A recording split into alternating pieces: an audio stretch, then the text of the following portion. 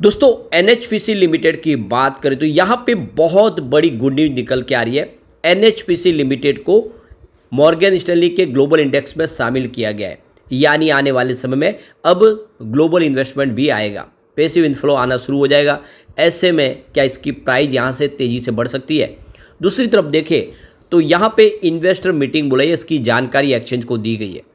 कुछ brokerage house ने इसके टारगेट दिए, कुछ ऐसे ब्रोकरेज हाउस भी है जो बहुत ज़बरदस्त गिरावट के टारगेट दे रहे, जिनका नाम है कोटक इंस्टीट्यूशनल इक्विटी, जिन्होंने लगातार हर कंपनी के अंदर बहुत ज़बरदस्त गिरावट के टारगेट दिए जो कभी सच होते नहीं है।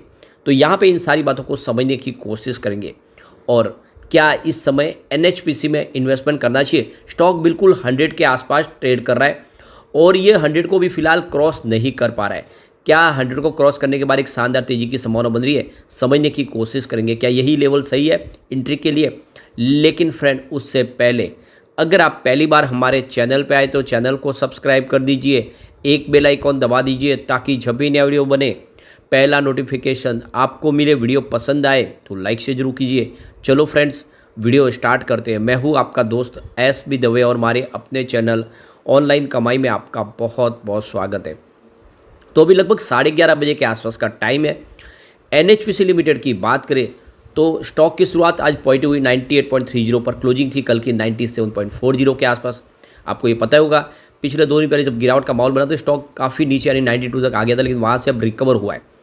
आज इंट्राडे में इसने 99.50 का हाई भी बनाया, 100 को छू नहीं पाया, लेकिन वहाँ से देख सकते हो कि ऊपर के लेवल से दबाव दिख रहा है प्रॉफिट बुकिंग की वजह से। और कुछ ब्रोकेज हाउस है जो सेल की रेटिंग भी दे रहे हैं, जिसका भी निगेटिव असर देखने को मिलता है। तो 98.05 का इसने लो बनाया, इस समय 98.60 के आसपास स्टॉक ट्रेड कर रहा है। 1.23% की तेजी देखने को मिली है, तो बाजार में बड़ी तेजी नहीं है, उसका असर भी यहाँ पे देखने को मिल रहा है।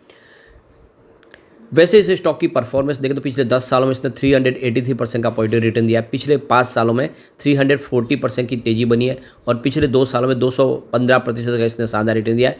पिछले 1 साल में 123% का इसने पॉजिटिव रिटर्न दिया है। सिर्फ 6 मंथ की बात करें तो 90% का ज़बरदस्त रिटर्न दे दिया, यानी आपका इन्वेस्टमेंट 6 महीनों में डबल हुआ है यहाँ पे बिल्कुल। और पिछले 1 महीने में यहाँ पे 10% की तेज़ी बनी है। 1 वीक के हिसाब से 0.6% की गिरावट है, तो यहाँ पे 1 वीक के हिसाब से मामूली सी गिरावट जरूर है। बाकी ओवरऑल देखें तो इसकी परफॉर्मेंस अच्छी रही है स्टॉक में जिसने निवेश किया हो। और आपको ये पता ही होगा कि NHPC hydro electric power plant के ऊपर काम करने वाली कंपनी है, जिसका 80% कारोबार हाइड्रो इलेक्ट्रिक पावर प्लांट के ऊपर है, लेकिन 20% पोर्टफोलियो वो यहाँ पे सोलर एनर्जी का भी है।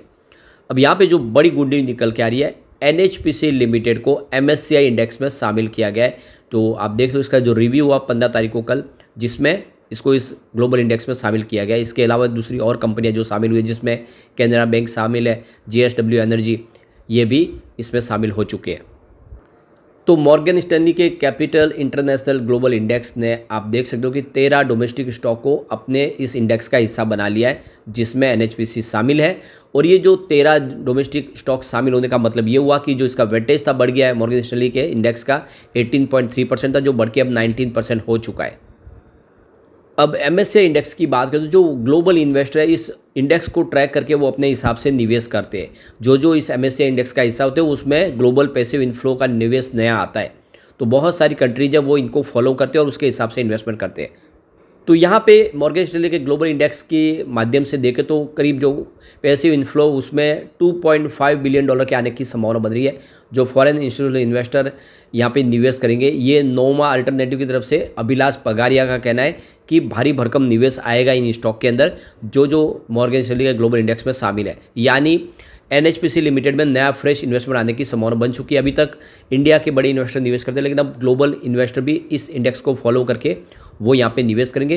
तो 31 मई यहाँ पे देखो इसका इम्प्लीमेंटेड डेट है और आप देख सकते हो कि उसमें ये शामिल हो गया है। वैसे एमएससीआई इंडेक्स में अगर चाइना का वेटेज देखें तो वो 25.7% के आसपास है, जिनके 733 मेंबर के माध्यम से हाईएस्ट इनका रिप्रेजेंटेशन है इस इंडेक्स के अंदर।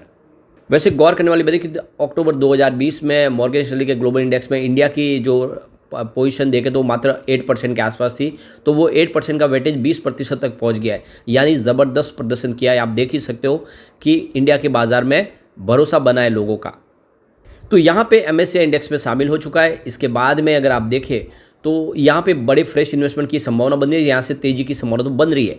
लेकिन इसके उलट कोटक इंस्टीट्यूशनल इक्विटीज़ ने यहाँ पे सेल की रेटिंग दी है और इन्होंने इसका जो टारगेट रखा है वो 60 रुपीज़ का रखा है। यानी करंट प्राइस जो है वहाँ से इसमें करीब 37-38% की गिरावट देखने को मिल सकती है। उनके हिसाब से इसकी फेयर वैल्यू 60 रुपये के आसपास ही है। तो आप खेल समझ सकते हो कोटक का। कोटक कोई भी स्टॉक के अंदर हमेशा सेल की ही रेटिंग देते हैं और ऐसे बेसिर पैर के टारगेट देते हैं जो कभी किसी को मानने में भी नहीं आएंगे। आपने देखा होगा कि टाटा पावर में हो या फिर इसमें सुजलॉन एनर्जी में हो, यस बैंक में हो, टाटा स्टील में हो, कोटक के हमेशा सेल के ही टारगेट आए और वो भी काफ़ी नीचे। लेकिन ऐसा होता नहीं है। सुजलॉन में भी उन्होंने यही कहा कि इसकी जो इस समय जो बिजनेस है उस हिसाब से इसकी प्राइस मैच नहीं कर रही है, ये बहुत ज़्यादा ओवर वैल्यू है। तो कुल मिला के ये बार बार का कहना, लेकिन अब लोग समझ चुके हैं कि ऐसे टारगेट आते नहीं है।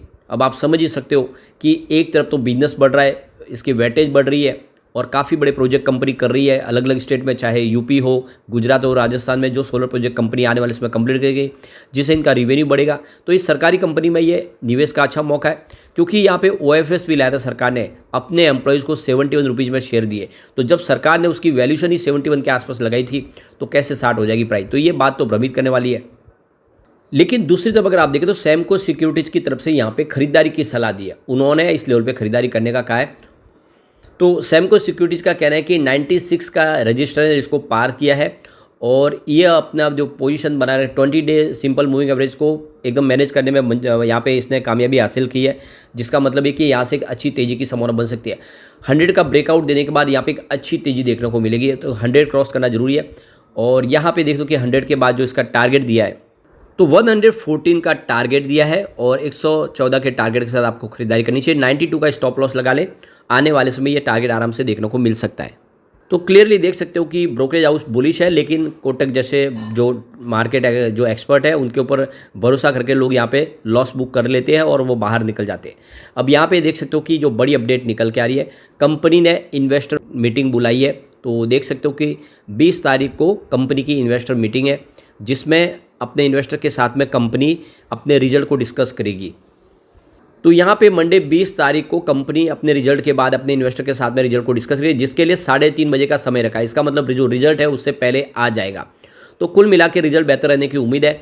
वैसे पिछला रिजल्ट कमजोर रहा था। अब आप देख सकते हो इनका जो सेल्स था वो भी गिरा था। सितंबर 2023 में 2931 करोड़ के आसपास था, जो दिसंबर 2023 में गिर के 2055 करोड़ के आसपास आया। तो 2 पावर प्लांट बंद होने की वजह से ये प्रॉब्लम आई थी। एक्सपेंसेस बढ़ा था, 1468 करोड़ के आसपास था सितंबर में, जो दिसंबर बढ़ के 1630 करोड़ के आसपास पहुंच गया। तो एक तरफ तो सेल्स गिरा और खर्च बढ़ गया, जिसका असर निगेटिव देखने को मिला। प्रॉफिट बिफोर टैक्स 1540 करोड़ के आसपास था सितंबर क्वार्टर में, जो दिसंबर में गिर के 822 करोड़ के आसपास आ गया। ऑपरेटिंग प्रॉफिट देखे तो 1615 करोड़ के आसपास था सितंबर में, जो दिसंबर में गिर के 536 करोड़ के आसपास आ गया। नेट प्रॉफिट की बात करें तो 1693 करोड़ के आसपास था सितंबर क्वार्टर में, जो दिसंबर में गिर के 628 करोड़ के आसपास आ गया। तो कुल मिला के आप देख सकते हो कि कंपनी का सेल्स प्रॉफिट दोनों गिरा और इस वजह से देखें तो शेयर की प्राइस में इतनी बढ़ोतरी नहीं हो पाएगी। लेकिन इस बार पूरा सीनेरियो चेंज होता हुआ दिखाई देगा।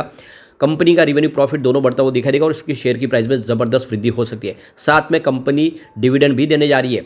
अब देखो कि 22 फरवरी 2024 को कंपनी ने 1.4 रुपीज़ पर शेयर डिविडेंड का ऐलान किया था। इसके पहले देखें तो 22 अगस्त 2023 में कंपनी ने 0.45 पैसे पर शेयर का डिविडेंड दिया था। तो इस बार भी जो आप देख सकते हो 2024 में 45 पैसे के आसपास डिविडेंड की संभावना बन रही है। तो बिल्कुल डिविडेंड के लिए आपको निवेश करना चाहिए। यह स्टॉक आने वाले समय आपको ज़बरदस्त रिटर्न दे सकता है। काफ़ी शानदार स्टॉक है, सरकारी कंपनी है और बहुत ज़बरदस्त इसका बिजनेस है। दाव जरूर लगाना चाहिए। लेकिन फ्रेंड, कोई भी इन्वेस्टमेंट करने से पहले अपने फाइनेंशियल एडवाइजर से बड़े ले या अपना खुद का रिसर्च करें, क्योंकि मैंने वीडियो आपके एजुकेशनल पर्पज़ के लिए ही बनाया। वीडियो पसंद आए तो लाइक से जरूर कीजिए और चैनल को सब्सक्राइब कर दीजिए। Thank you friends.